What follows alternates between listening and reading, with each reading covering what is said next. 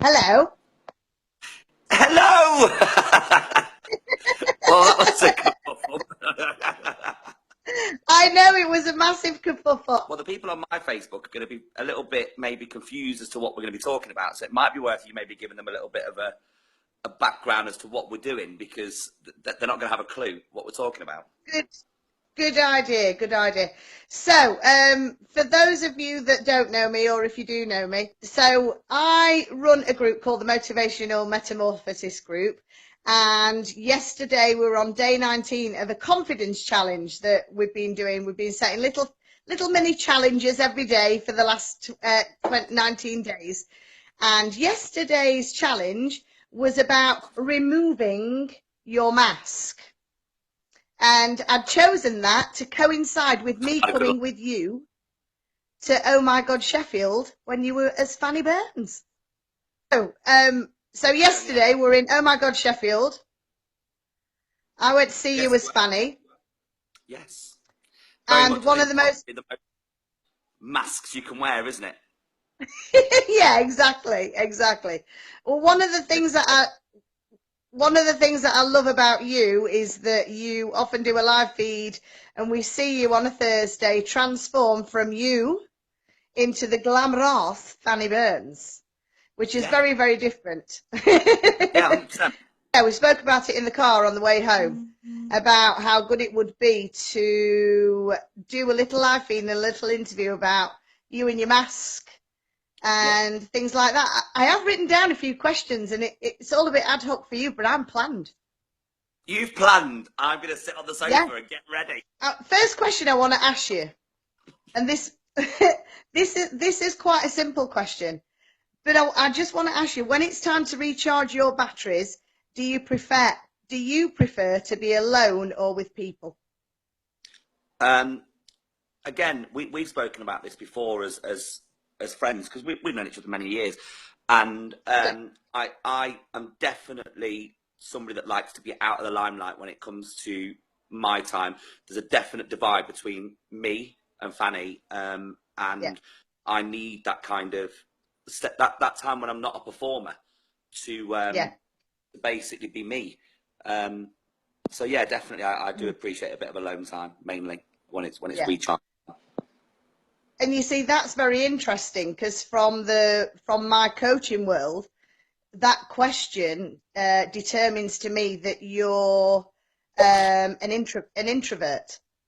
And Yeah, people who know you out and about and in your past role and now as Fanny would probably naturally put you in the box as an extrovert. yeah. I think a lot of performers are quite introvert to a degree. When it comes to um, you can't be a performer all the time, and we've said this before. And even now, I'm Yes. talking to you as Lewis, not as Fanny. And that's this is a side that we have quite a lot, but a lot of people won't see of me because they're used to seeing the whole kind of, I it just, Yeah. do you know what I mean? So yeah, you're almost a split personality as a performer. So Mm. and it is really interesting though because loads of people would think that you were in your face, totally extrovert and over the top, and I know you as Lewis, Quite quiet. Yeah. which Well, I'm not is quiet. you are an I, introvert. I can hold a normal conversation if without an innuendo. That's I think the difference as Yeah. me. Not everything has to Well, be an innuendo. sometimes Sometimes. on the odd occasion, yeah. So how do you think the main differences are between the character that you've created as Fanny Burns to who you are as Lewis Brown? I think Fanny is just the over the top version of myself. Unless you're going to build an entire character from scratch that is totally not you, there is always going to be influences of me in Fanny, which is such an Yeah. odd sentence to say. I said, you put me in a room full of people as a man, and Mm, I won't talk to anybody yeah. because I don't have confidence to do that as a man. Yeah. As much as if I was dressed in as Fanny, you put me in a room full of people and I will talk to everyone and I will touch the bums and flirt with them and be hello, hello, hello. And it's not that as a man I lack confidence, it's just that's not who I am as a man. Um, Yeah. but as that character, So, yeah, going back to your question, I think there is parts of me in Fanny, but she is definitely an over-the-top version of who I am, I suppose. Yeah. And when you're starting to put on the mask, you're starting to put the makeup on, and then the dress goes on, then the wig goes on. Do you Mhm. feel yourself transforming into Fanny? Do you actually feel something inside, or is it just when you see yourself in the mirror, you think, right, I'm ready to go now. This is me as Fanny. I think as I start to put my face on, the makeup is irrelevant. I think for me, it's when I put the wig on. Okay. The wig's the last thing to go on. And if people have watched Yeah. my life on Thursday, I put everything on, including the shoes. Everything goes on. The wig is the last thing to go on. Yeah. And I think that is when I look in the mirror and go, right, there she is. That's her. Mm. Because until that point, I'm just Lewis with a face of makeup on. Yeah. And when I put the wig on, that's kind of like, oh, that's totally different. Yeah. And does it make a difference when you're getting ready, when you're doing a live feed? Are you any different to when you're getting ready and you're not on a live feed and you're on your own and whatever? Oh yeah. Well, I get ready in silence normally when I'm on my own, unless I'm talking to myself. Um, Yeah. I get ready a lot quicker when I'm not doing a live feed. When I'm Mm. doing the live feed, I do get distracted by comments and looking and trying to answer. Um, Yeah. but I suppose watching some of my live feed back, I do think that I am a mixture of me and Fanny on the live feeds, as in Yeah. I do talk as me, but there is parts that if you know me well enough, you know, well, that's Lewis speaking. And that's the performer side. Um, Yeah. you know what I mean? You can see there's two parts to the live feed. I see it. Yeah, definitely, definitely. Mm. It's definitely as your voice, as you get the makeup on, whenever I've watched you, I hear your voice and the things that you say start to change. The more Yeah. makeup you've got on, as soon as you got that's it. You know the way you move yourself, the way you move your shoulders and everything. It's a Mm. complete transformation. So that mask really makes a huge difference to how your body and whole persona and confidence comes across. Hugely, Yeah. You do hold hugely. yourself differently. It's Yeah, you're becoming that character, and you're becoming what people want you to be and what they want to see. Um, yeah, and I suppose that's what people do in society as well. Like you get ready in the morning for work, and you're kind of rearing yourself up and putting that face on, and no matter what's happened in your life, you're kind of going, right, I'm going to go and face the world today, and this is the face I'm going to yeah, wear. Um, yeah. it's just a watered down version of what I do. Mine's just a well over the top version, but there is a lot of similarities to what I do and what a lot of people do on a daily basis. Yeah, yeah, absolutely. It's one of the things I mentioned yesterday. There's a lot of people, uh, both men and women these days, who have to put their makeup on before they'll go out and see anyone, even family.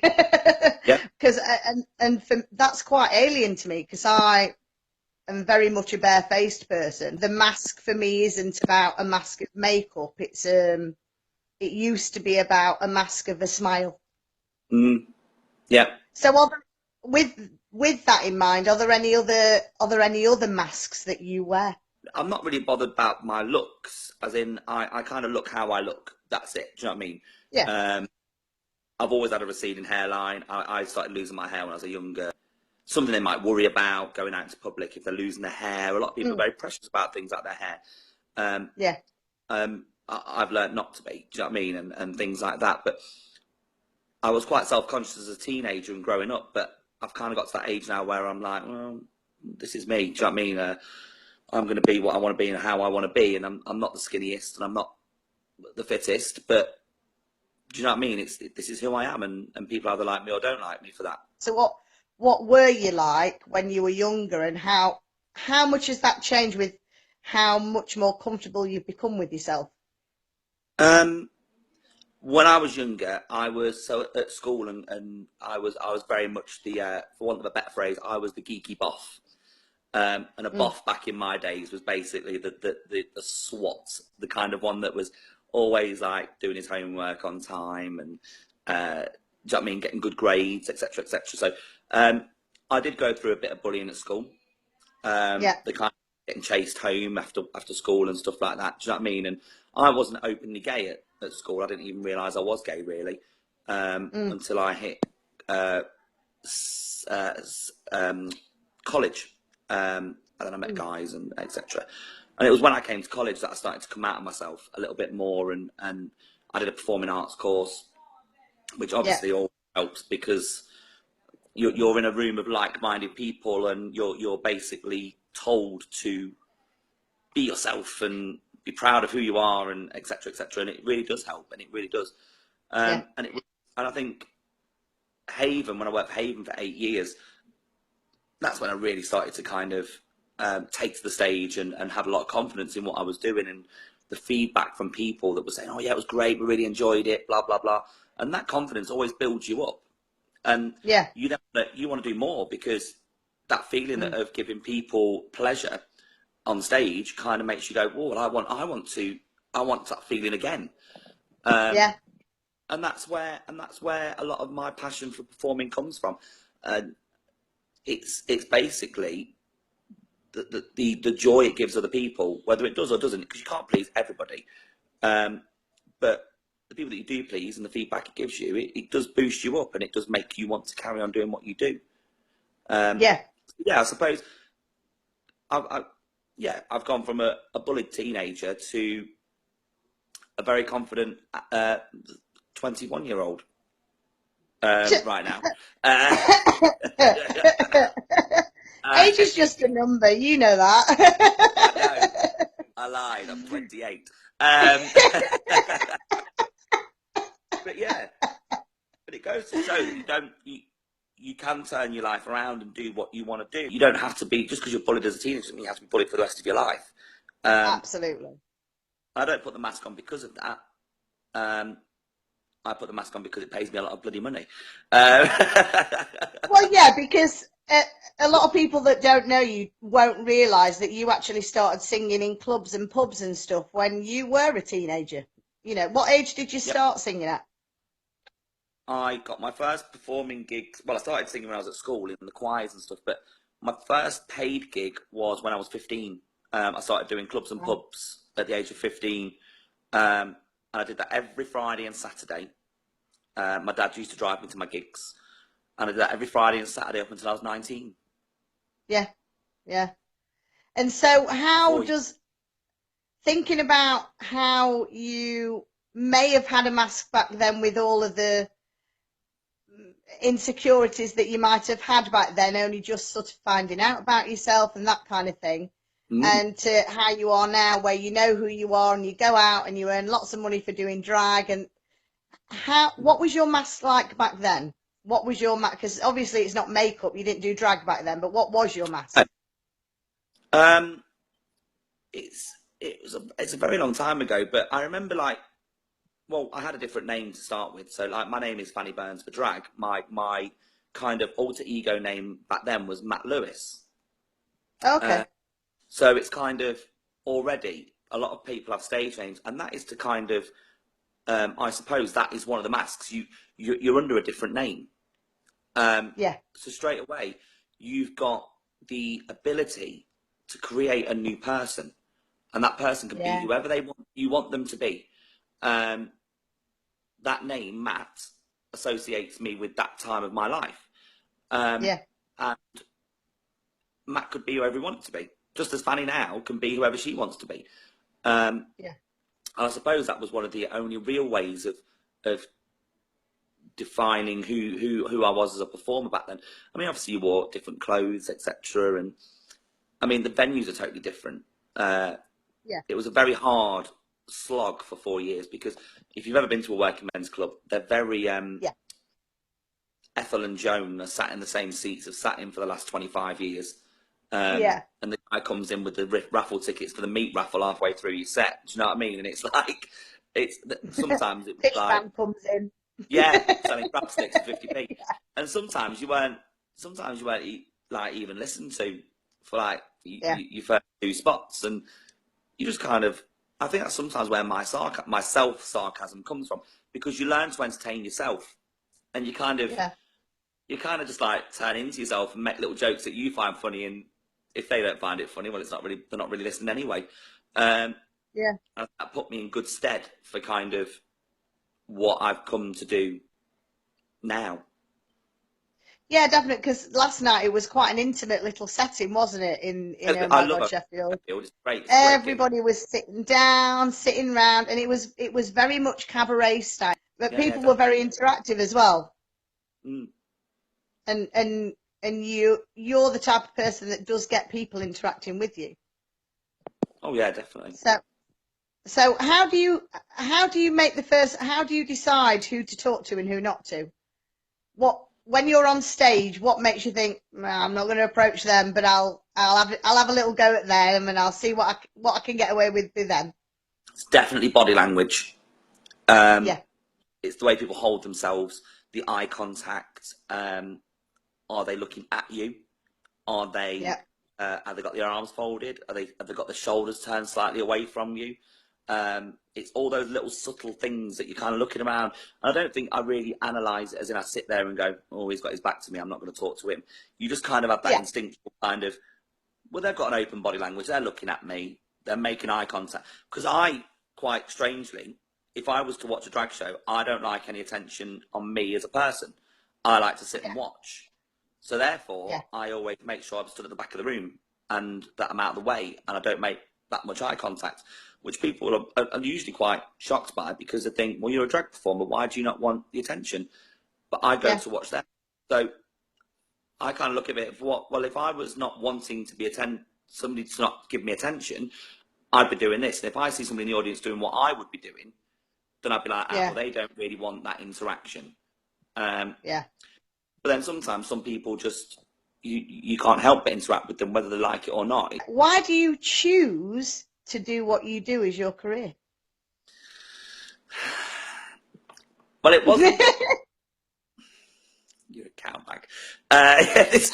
It wasn't, it wasn't a chosen career. Um, Mm, I was nurtured into it, shall we say, as a nice way of yeah, putting it. Um, having always been a performer, it was another drag queen called Miss Thunderpussy that basically said, you'd be great in this career path.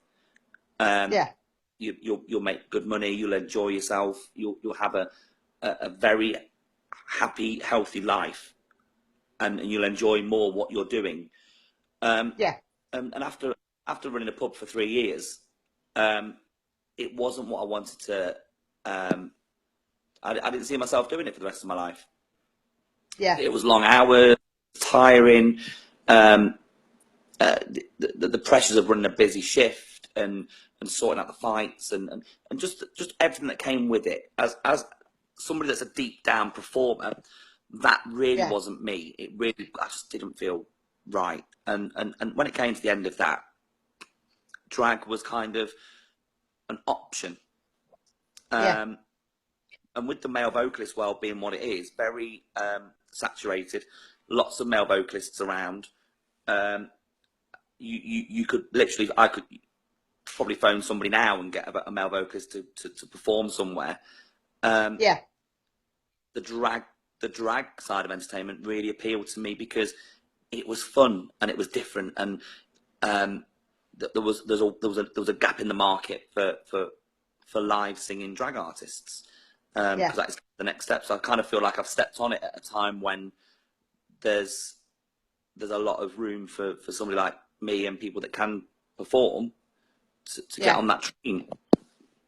But yeah, so it was kind of like a, a, I wanted to get back into performing, but yeah, I needed something that would sustain me as a full time performer, and yeah, that's a very difficult thing to find in the performing arts world. Just fell into it really, yeah, definitely, definitely. but I love what I do. So, huh?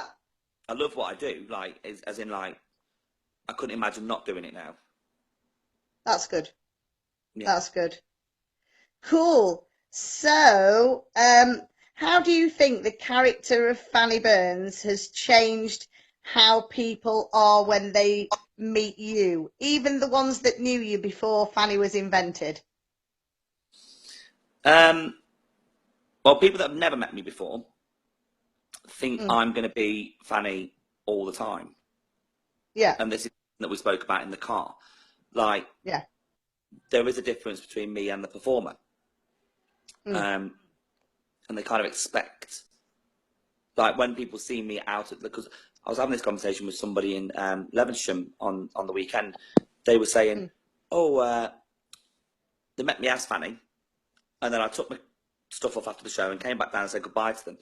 And they went, wow, you look totally different. They went, we wouldn't, and they said, you look weird, like, because they met me as Fanny. And Yeah. I said, Yeah. well, because people like my mum and my dad, they Yeah. see, when they see Fanny, they just see me, they see me through the makeup, if that makes Yeah. sense. That's how I see you. Yeah. You can see me. But Yeah. whereas people that have met me as Fanny find it very difficult to see it the other way around, if that makes sense. Yeah. Yeah. It's a really odd kind of scenario. I don't know. I think some people now get confused on what to call me when they meet me. Whether Mm. it's, if they know me as Lewis, they kind of go, what are we calling you? Like, if Yeah. I'm a man, you call me Lewis. If I'm not a man, you call me Fanny. Yeah. um, but it's funny to watch people kind of go, oh, what do we call you? Well, I don't think anybody that already knows me treats me any differently from it. Yeah. I think they treat me the same. That's cool. Fair They just dues. Fair say dues. the middle face because I'm never in Leicester anymore. Well, I have to book in time with Lewis. That is for sure. Easy to book time with Fanny. This is a welcome treat. Yes. 2 nights in a row. So, how do you know when you've done a good job?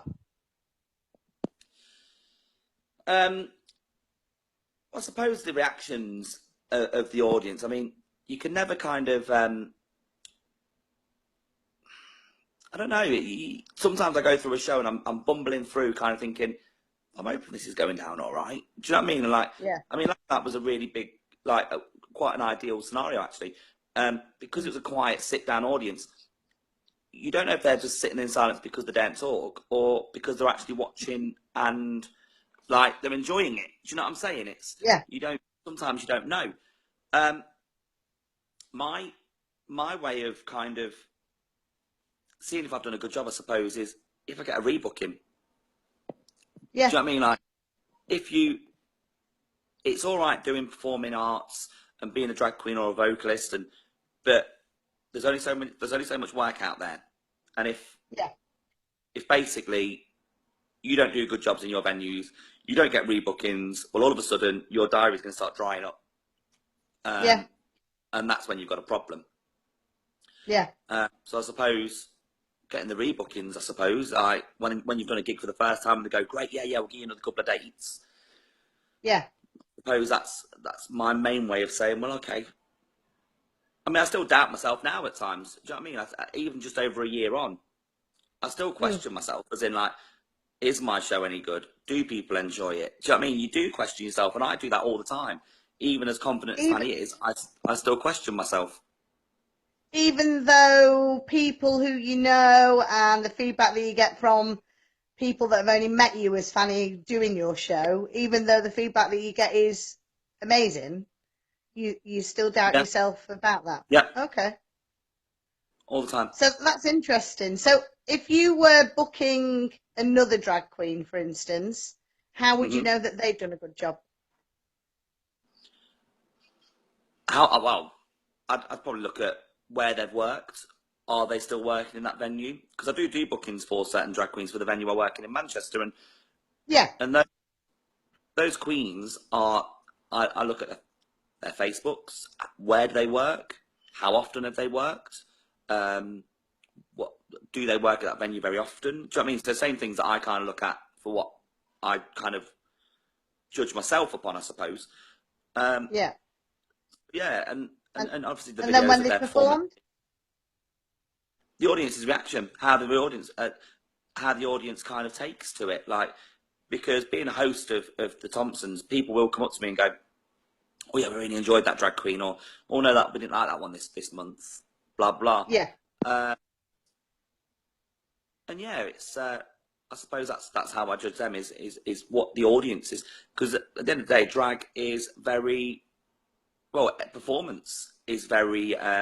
Yeah, You've got to entertain the audience. If the audience isn't entertained, you're not gonna get the work.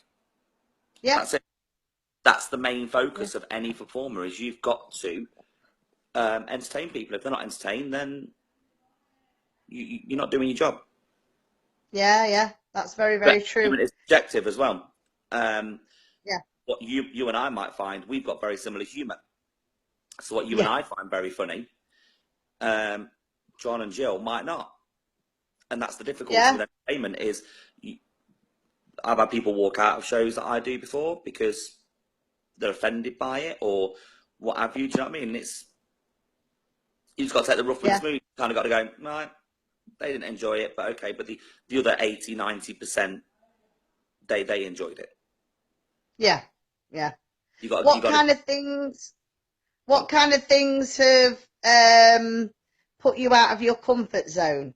Did Fanny initially put you out of your comfort zone? Oh, everything, Yeah, all of it. I was.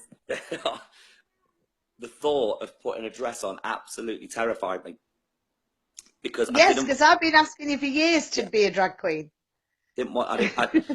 It sounds silly, but the thing that actually scared me to start with, and I've now embraced, which is Mm. I didn't want to look like a man in a dress. I Ah, was yeah. scared to look like a man in a dress. Um, Mm. and if you look back at my photos of when I very first started, I had dresses that were full length sleeves, um, Yeah.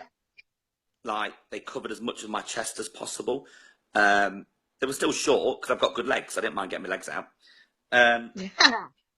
but my arms and my chest, because I was very conscious of my shoulders. I was very conscious of my broadness across my Yeah. top, and I didn't want to look that kind of blokey man in a dress. Whereas now, my act pretty much centres around the fact that I go, yeah, well, I'm not really bothered. I'm a bloke in a dress, aren't I? Yeah. And I do wear the strappy little shoulder. All my dresses now are just straps, single straps. Um, Yeah. my arms are always out. Uh, my shoulders are always out.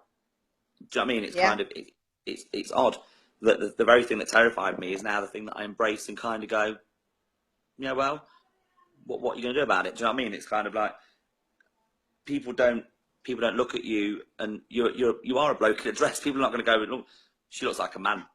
I Yeah. hope I do, because that's what I am. Yeah. But yeah, I suppose that was and I think the most terrifying thing as well was creating the character, Yeah. um, because I don't have a script and I still don't have a script. I just kind of say what I think, Mm. and that's a scary notion because if you've got that old saying of you're only as good as your audience, and that genuinely is the case with my shows. If my audience doesn't give me anything, then I find it very difficult to give something back because Yeah. my show is built on my audience. It's that's it. So it becomes quite difficult sometimes if they're not going to, and that's still a fear sometimes when you're doing a show and you think this audience is giving me nothing, but you just end up kind of going with Yeah. it. Yeah. Ah, see that's quite incredible. So when you um we've just kind of touched on this a bit when you're on stage as Fanny Mm-hmm. about striking up conversation with people and picking out the ones because of the body language and that kind of thing. I talk So to anyone. when you're out and about as Lewis, Mm-hmm. you still have the confidence to strike up conversations with complete strangers or come out with witty comments and things like that.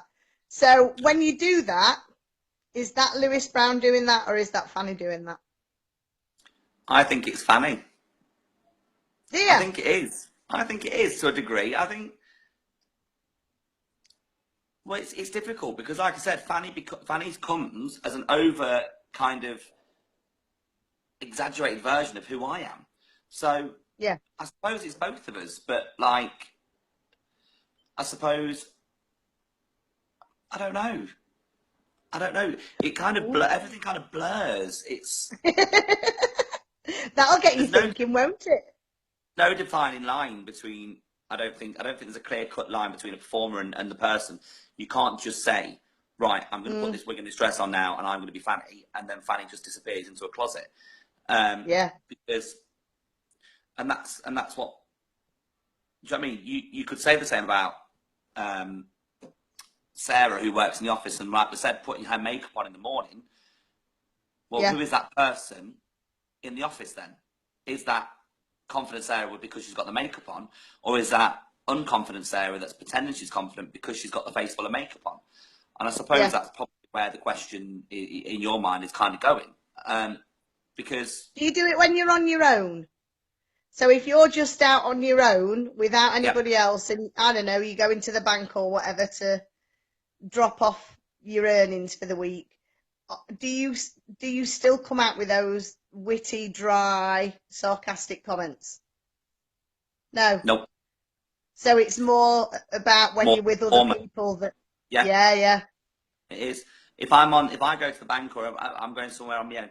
I mean, don't get me wrong. I go to the sunbed shop every week, and I've got chatting to the women in there, and I'll chat to them. And now, but the thing is, again, it's quite interesting. I've got to know a couple of them, and then whenever everybody, I've got to know a few of them, and then when somebody new joins their team, I'm yeah, like that with them. But because I know a couple of the others, do you know what I mm, mean? So I yeah, think, yeah, I think to a degree it is.